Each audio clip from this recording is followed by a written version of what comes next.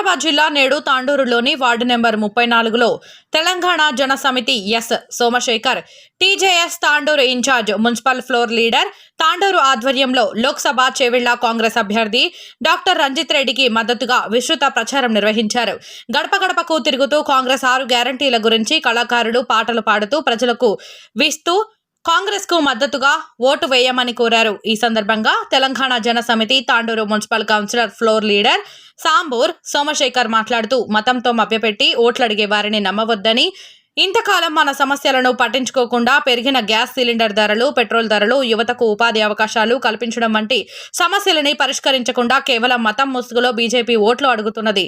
అదేవిధంగా గత 10 ఏళ్ల తెలంగాణను సొంత జాగీరుగా వాడుకొని అధికారం కోల్పోయిన బీఆర్ఎస్ పార్టీ నేడు ప్రజలకింకా ఏదో వెలగబెడతామని చెప్పే మాయమాటలను నమ్మవద్దు. రాష్ట్రంలో మాదిరే కేంద్రంలో కాంగ్రెస్ ప్రభుత్వం వస్తేనే వ్యవస్థలో మార్పు వస్తుంది. కాబట్టి ప్రజలందరూ కాంగ్రెస్కే ఓటు వేసి గెలిపించగలరని కోరారు. ఈ కార్యక్రమంలో టీజేఎస్ నాయకులు ఆదిత్య, వెంకటేష్, జగదీష్, నరసింహ మరియు వార్డు మహిళలు, యువకులు బలరాం నాయకత్వాన పెద్ద ఎత్తున పాల్గొన్నారు.